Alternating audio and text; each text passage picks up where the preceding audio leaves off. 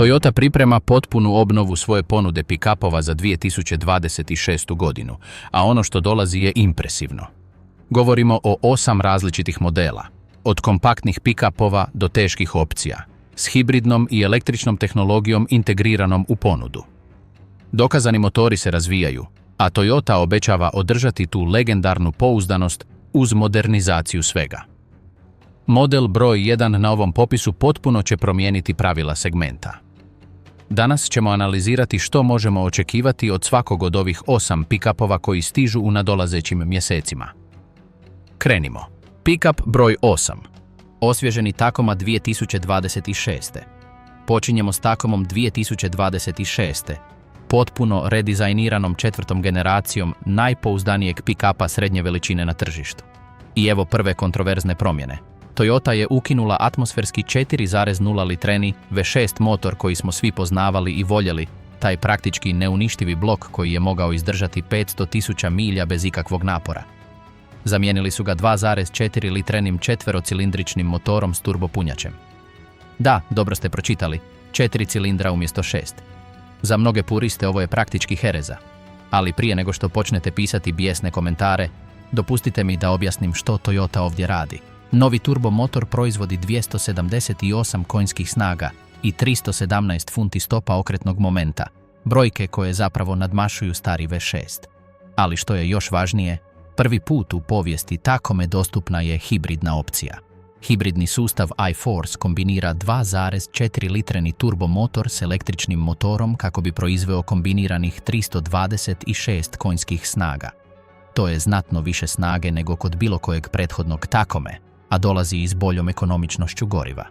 Toyota kaže da će hibridna verzija postići kombiniranu potrošnju od oko 9,3 litra na 100 km, što je znatno poboljšanje u odnosu na 14,7 do 16,8 litara na 100 km prethodnog modela. Novi Tacoma izgrađen je na platformi TNGA-F, istoj arhitekturi koju koristi najnovija generacija Tundre. To znači čvršću šasiju, bolje upravljanje i poboljšane terenske sposobnosti. Unutrašnjost je potpuno modernizirana s velikim zaslonom osjetljivim na dodir. Između 35,5 i 20,4 cm, ovisno o paketu opreme, kvalitetnijim materijalima i Toyota Safety Sense 3.0 tehnologijom kao standardom na svim modelima. Vučna sposobnost povećana je na 3800 kg, što je značajan skok u odnosu na 2900 kg prethodnog modela. Ali evo pitanja koje svi postavljaju. Hoće li ovaj četverocilindrični motor s turbopunjačem biti pouzdan kao stari atmosferski V6? Toyota ima mješoviti uspjeh s motorima s turbopunjačem. Bili su oprezni u njihovom usvajanju upravo zato što žele osigurati njihovu pouzdanost. Vrijeme će pokazati hoće li ovaj novi motor moći postići 480.000 km koje je stari V6 rutinski postizao. Cijene počinju od oko $32.000 za osnovni model i mogu premašiti $50.000 za najjače pakete opreme. Izravna konkurencija su Chevrolet Colorado, GMC Canyon i Ford Ranger. Svi solidni pick-upovi srednje veličine, ali nijedan s Toyotinim ugledom pouzdanosti. Iz perspektive tehničara, prijelaz na motor s turbopunjačem uključuje radikalnu promjenu u upravljanju toplinom.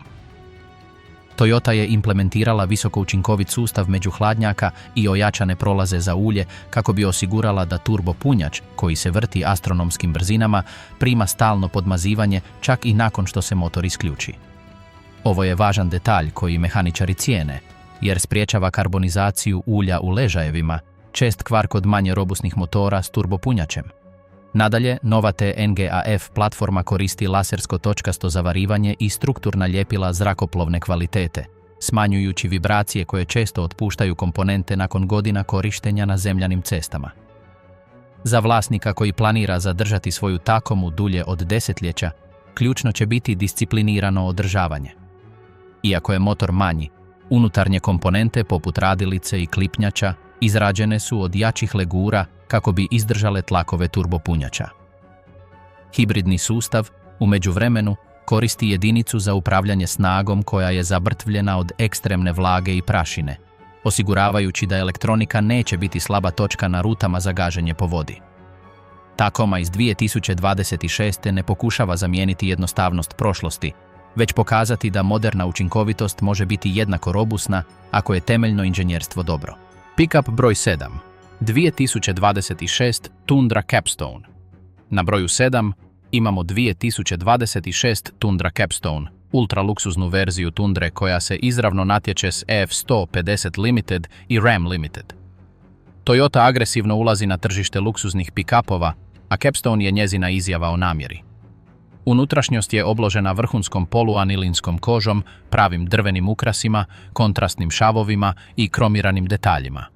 Zaslon infotainment sustava je 14 inča, jedan od najvećih u segmentu, a dolazi s integriranom navigacijom, bežičnim Apple CarPlayom, Android Autom i JBL audio sustavom s 12 zvučnika koji zvuči apsolutno nevjerojatno. Prednja sjedala imaju grijanje, ventilaciju i funkciju masaže. Nešto što nikada niste mislili da ćete vidjeti u Toyoti. Motor je standardni iForce Max hibridni sustav. Nije opcionalan. To znači da je 3,5 litreni V6 motor s turbopunjačem u kombinaciji s električnim motorom ukupno 437 konjskih snaga. Okretni moment je ogroman. 583 fant stopa, dovoljno za vuču do 12.000 funti s lakoćom. Izvana, Capstone se može pohvaliti prepoznatljivom kromiranom rešetkom, ekskluzivnim 22-inčnim kotačima, kromiranim pragovima i detaljima koji odišu luksuzom. Problem s Capstoneom je cijena. Govorimo o preko $70.000, a u nekim slučajevima, s dodatnim opcijama, može se približiti $80.000. Za taj novac ste na teritoriju EFI 150 Platinum ili čak King Ranch, pick-upovi sa slično luksuznim interijerima i u nekim slučajevima više tehnologije. Pitanje koje si morate postaviti je: vrijedi li platiti premiju za običnu Tundru Limited koja košta $10.000 manje, a nudi 90% luksuza? Za neke kupce najluksuznija dostupna Tundra opravdava cijenu. Za druge je to novac koji bi mogli uštedjeti ili uložiti u dodatke. Capstone je Toyotin način da kaže da se mogu natjecati na tržištu luksuznih automobila koliko i Ford ili Ram. Impresivno je, dobro je izvedeno, ali cijena će vas natjerati da se zapitate. Tundra Capstone nije samo površan luksuz, to je primjer akustičnog inženjerstva. Kako bi postigla tišinu u kabini koja konkurira luksuznoj limuzini, Toyota je u prednje prozore ugradila laminirano akustično staklo i aktivni sustav za poništavanje buke, koji emitira suprotne frekvencije kroz zvučnike kako bi poništila buku motora i vjetra. Korištena poluanilinska koža nije samo podatna, već je i tretirana visoko čvrstim zaštitnim premazima kako bi se spriječilo prerano trošenje od stalnog trenja radne odjeće. Čest problem za vlasnike luksuznih kamioneta nakon samo 2 ili 3 godine korištenja. Mehanički Capstone standardno dolazi sa samonivelirajućim stražnjim zračnim ovjesom. To je ključno jer je, unatoč elegantnom dizajnu, i dalje radni konj. Prilikom priključivanja teške prikolice, sustav automatski kompenzira razliku u visini kako bi održao savršenu geometriju upravljanja i spriječio da prednja svjetla odskaču od tla. 22-inčni kotači imaju poseban premaz koji olakšava čišćenje prašine s kočnica, održavajući besprijekoran izgled uz minimalan napor.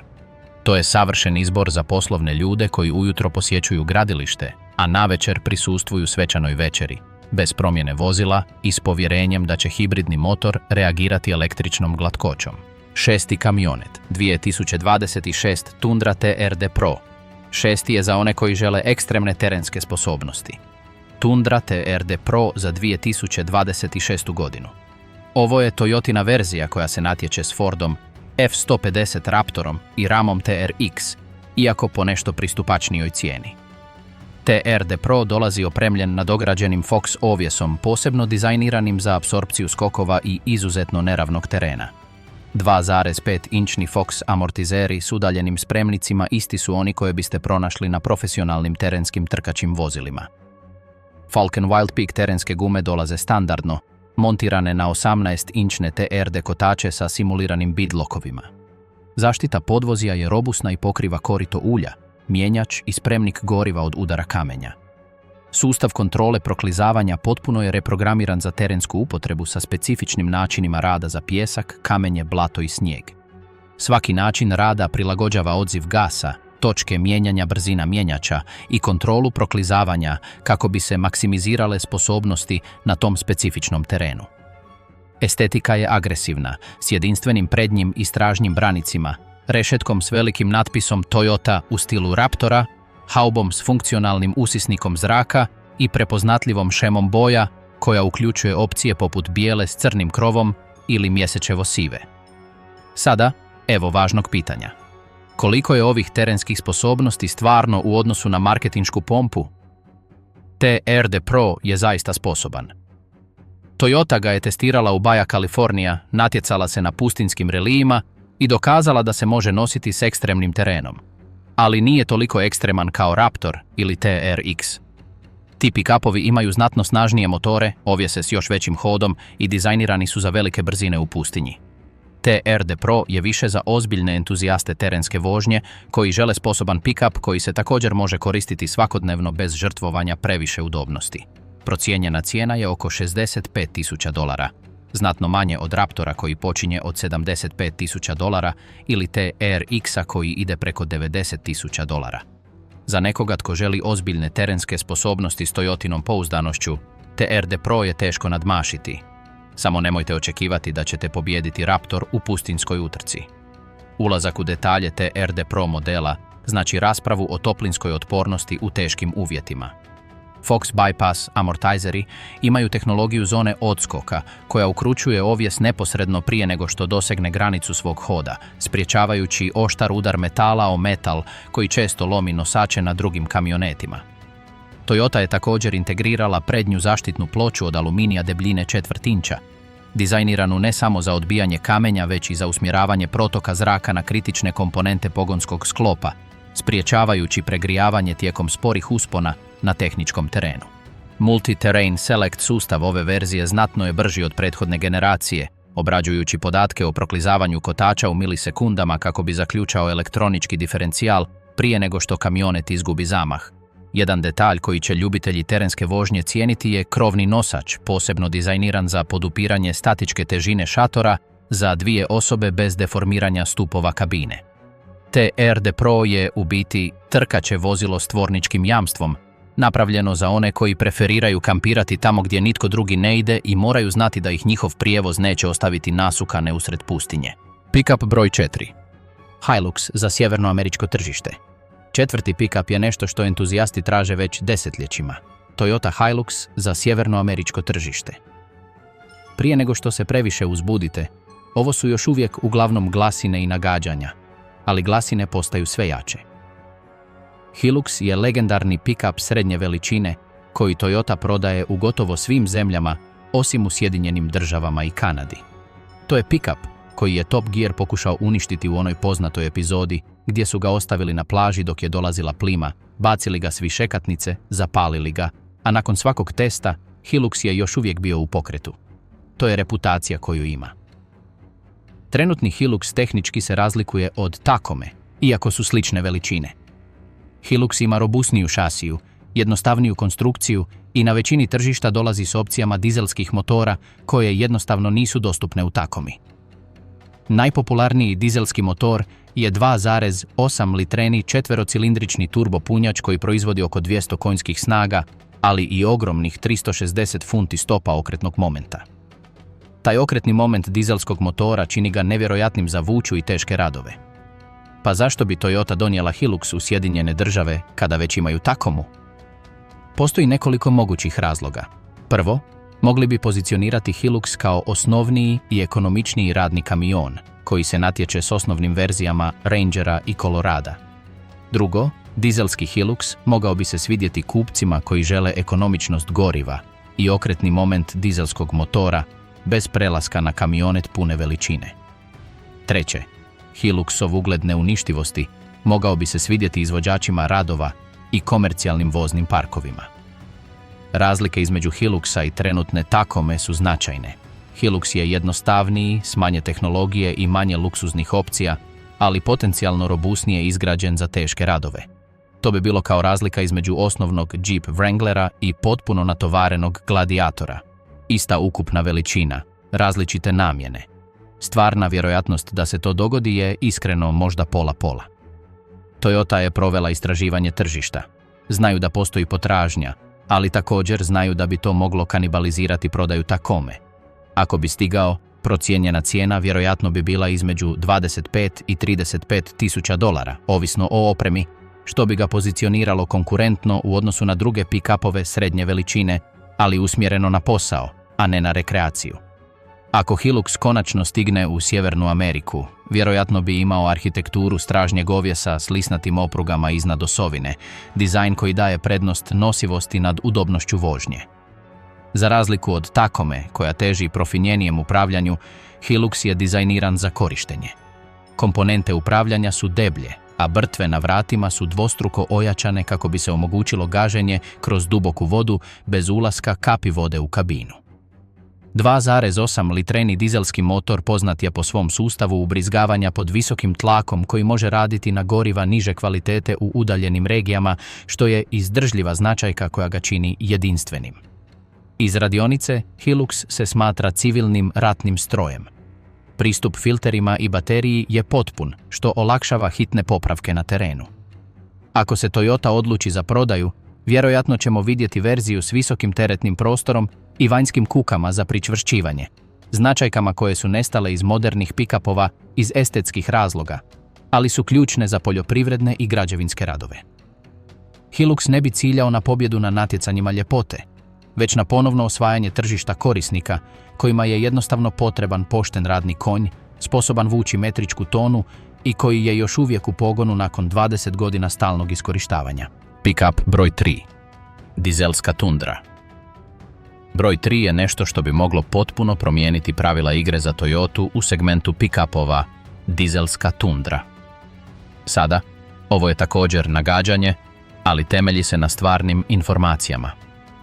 Toyota surađuje s Cummins-om. Da, istim Cummins-om koji proizvodi legendarne dizelske motore u ramovima na razvoju dizelskih motora sljedeće generacije. Pitanje je hoće li se taj motor naći u Tundri. Evo zašto Toyoti treba dizel. Trenutno ne mogu učinkovito konkurirati na tržištu teških vozila. Obična Tundra je solidan pick-up pune veličine, ali nema verzije od 2500 ili 3500 konjskih snaga kao Ford, Ram i GM. Da bi prodrli na to tržište teških vozila, gdje pick-upovi vuku između 15.000 i 30.000 funti, potreban im je dizelski motor. Benzinci jednostavno ne mogu konkurirati na toj razini kontinuiranog rada u teškim uvjetima. Glasine o motoru bi bile 5,0 litreni Cummins V8 turbodizel dizajniran posebno za Toyotu. Ovo bi se razlikovalo od 6,7 litrenog linijskog šesterocilindričnog motora koji Ram koristi. Vjerojatno bi proizvodio oko 350 konjskih snaga, ali više od 650 funti stopa okretnog momenta. Taj masivni okretni moment omogućio bi vučnu snagu veću od 15.000 funti, što bi ga stavljalo u konkurentski teritorij s Ford Super Dutyjem i Ram HD-om. Potrošnja goriva bila bi znatno bolja od hibridne verzije, vjerojatno postižući 25 do 28 milja po galonu na autocesti. Za izvođače radova koji voze puno kilometara, to je značajna ušteda. Legendarna izdržljivost Cummins motora u kombinaciji s Toyotinom pouzdanošću u ostatku pick-upa bila bi snažna kombinacija. Kao i svi moderni dizelaši, zahtijevao bi DEF tekućinu za sustav ispušnih plinova, manja, ali podnošljiva neugodnost. Veliko je pitanje hoće li Toyota razviti punopravne verzije Tundra 2500 i 3500 s ojačanom šasijom, teškim ovjesom i svim mogućnostima potrebnim za istinsko natjecanje u tom segmentu. Ako naprave polovičan posao samo s dizelskim motorom u standardnoj šasiji Tundre, to neće biti dovoljno za ozbiljnu konkurenciju. Ako se potpuno posvete pravim teškim verzijama, to bi moglo biti ogromna promjena na tržištu. Procijenjena cijena dizelske Tundre vjerojatno bi počela oko $60.000, slično osnovnim Super Duty i Ram HD modelima. Za potpuno opremljene verzije lako biste mogli tražiti $80 do $90.000. To je ozbiljna investicija, ali za ozbiljne komercijalne radove isplatila bi se pouzdanošću i manje vremena u radionici. Tundra s Cummins motorom ne bi samo pružila okretni moment, već i produljeni vijek trajanja kojem benzinski motori jednostavno ne mogu parirati. Dizelski motori ovog kalibra dizajnirani su za rad tisućama sati prije nego što zahtijevaju veliki remont, što bi smanjilo ukupne troškove vlasništva za tvrtke koje upravljaju prijevozničkim voznim parkom. Kočenje ispuhom, tipična značajka teških dizelskih motora, bio bi logičan dodatak. Ovaj sustav koristi protutlak motora za usporavanje vozila na dugim nizbrdicama, spriječavajući pregrijavanje i kvar radnih kočnica. Kako bi poduprla dodatnu težinu 5,0 litrenog dizelskog motora, Toyota bi morala potpuno redizajnirati prednji ovjes, koristeći opruge veće čvrstoće i teške amortizere. To bi Tundru pretvorilo u pravog radnog konja, sposobnog održavati brzine na autocesti sa 600-tonskom prikolicom bez da se motor okreta iznad 2500 okretaja u minuti. Bilo bi to idealno vozilo za duga putovanja po zemlji, nudeći domet od preko 800 km s jednim spremnikom. Iako bi početna investicija bila veća, izdržljivost Cummins Toyotinog pogonskog sklopa stvorila bi vozilo koje bi se nakon 320.000 km još uvijek smatralo mladim na tržištu rabljenih automobila. Pick-up broj 2. Kompaktni električni Stout. Drugi pick-up je vjerojatno najradikalniji od svih. Ponovno rođenje Toyota Stouta kao potpuno električnog kompaktnog pick-upa. Ime Stout je povijesno za Toyotu. Bio je to jedan od njihovih prvih pick-upova prodanih u Sjedinjenim Državama 1960-ih, poznat po tome što je malen, jednostavan i pouzdan. Vraćanje tog imena za električni pick-up bio bi pametan marketinški potez. Ovo bi bio kompaktni pick-up, manji od Tacome, dizajniran da konkurira Rivianu R1T i potencijalno električnom Fordu Mavericku ako ga ikada naprave. Procijenjeni domet bio bi između 250 i 300 milja s punim punjenjem, dovoljno za cijeli dan rada bez potrebe za punjenjem. Nosivost bi bila ključna. Ovo ne može biti samo lijepi električni pick-up. Mora biti sposoban stvarno raditi. Nosivost od najmanje 1500 funti i vučna sposobnost od 5000 funti bili bi minimum koji se treba shvatiti ozbiljno. Ciljana cijena je ključ uspjeha. Toyota bi morala održavati cijenu ispod $50.000 da bi bila konkurentna. Vjerojatno bi postojalo više verzija baterija. Osnovni model s kraćim dometom za manje novca i onaj s produženim dometom za više. Ključna značajka bilo bi dvosmjerno punjenje, što bi vam omogućilo korištenje baterije kamioneta za napajanje električnih alata na gradilištu. Zamislite kamionet koji je u biti divovski prijenosni generator. Za izvođače radova koji rade na udaljenim lokacijama bez struje, ovo bi bilo revolucionarno. Ključno pitanje je može li Toyota održati svoju legendarnu pouzdanost u električnom vozilu. Nemaju istu dugu povijest s električnim vozilima kao s hibridima. Njihovo jedino trenutno električno vozilo, BZ4X, imalo je nekih početnih problema. Moraju dokazati da mogu napraviti električno vozilo koje traje 480.000 km kao njihova vozila na benzinski pogon. Infrastruktura za punjenje još je jedno razmatranje. Za razliku od hibrida, koje možete napuniti na bilo kojoj benzinskoj postaji, električno vozilo zahtijeva planiranje. Za gradsku i prigradsku upotrebu to je izvedivo, ali za rad u ruralnim područjima moglo bi biti ograničavajuće. Predviđeni datum lansiranja je 2027, što Toyoti daje vremena da vidi kako će se konkurenti snaći sa svojim električnim pick-upovima i da nauči iz njihovih grešaka. Arhitektura električnog Stouta omogućila bi dizajn ravnog poda koji maksimizira prostor za pohranu. Bez tunela mjenjača ili velikog motora sprijeda, Toyota bi mogla uključiti prednji prtljažnik ili frunk, dovoljno velik za pohranu skupih električnih alata zaključanih i zaštićenih od kiše. Težište bi bilo izuzetno nisko zahvaljujući smještaju baterije u šasiji, što bi mu dalo stabilnost u zavojima o kojoj nijedan pick-up s benzinskim motorom ne bi mogao ni sanjati. To bi ga učinilo posebno privlačnim za gradsku upotrebu, gdje je agilnost jednako važna kao i nosivost. Tehnički, izazov za Stout bit će upravljanje dometom pod punim opterećenjem.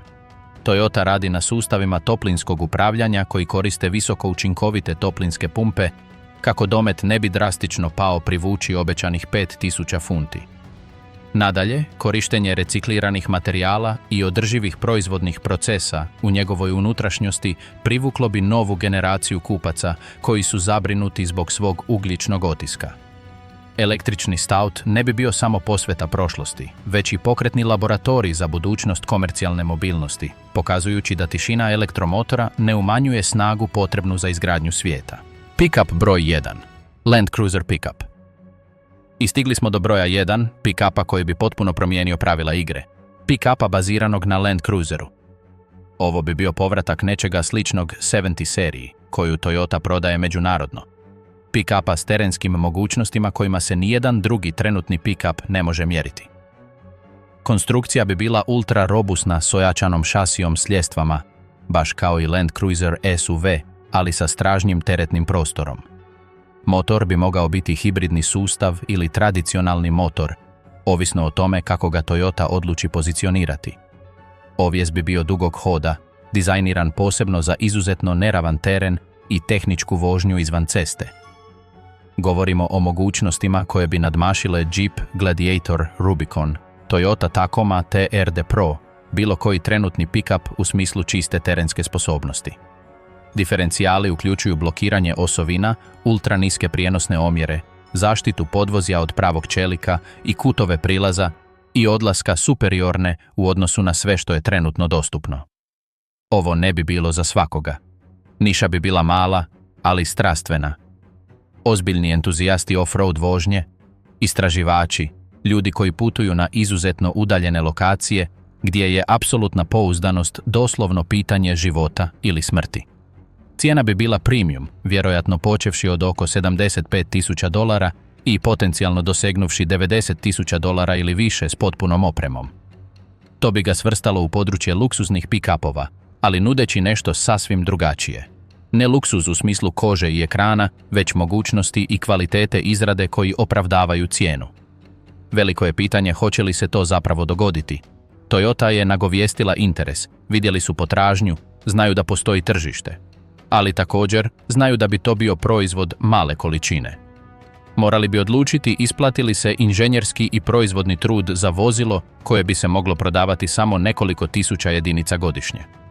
Moje predviđanje, možda ima 30% šanse da postane stvarnost. To je vrsta vozila koju bi Toyota mogla napraviti ako bi htjela ostaviti dojam, pokazati svoju inženjersku vještinu i zadovoljiti prave entuzijaste umjesto da samo juri za volumenom prodaje. Ako se to dogodi, bit će epsko. Ako ne, nastavit ćemo sanjati o tome što je moglo biti. Pick-up na bazi Land Cruisera predstavljao bi povratak filozofije funkcije iznad forme u njenom najčišćem obliku. Šasija bi bila zatvorenog presjeka, zaštićena slojevima antikorozivnog voska vojne klase, dizajnirana da izdrži desetljeća putovanja kroz slane rijeke i korozivno blato. Osovine bi bile čvrste ili bi imale predimenzionirane ceve zglobove za podupiranje 35-inčnih guma bez ikakvih dodatnih modifikacija. Unutrašnjost bi se mogla prati, s velikim fizičkim prekidačima kojima se može upravljati čak i uz nošenje debelih radnih rukavica. Ovo vozilo bi bilo zlatni standard za nevladine organizacije, hitne službe u zonama katastrofa i profesionalne ekspedicije. Ne bi imalo crne završne obrade sklone ogrebotinama, već visoko čvrste polimerne površine i izloženi čelik. Sustav za filtriranje zraka bio bi dvostupanjski, sposoban uhvatiti čak i najfiniju pustinsku prašinu prije nego što dođe do usisa motora. To je pick-up kojem nije potrebno oglašavanje, jer je njegov ugled izgrađen na mjestima gdje se nijedno drugo vozilo ne usuđuje ući. Ako se Toyota odluči lansirati ga, to neće biti kako bi prodala milijune, već kako bi podsjetila svijet tko je pravi vođa kada cesta završava, a počinje preživljavanje.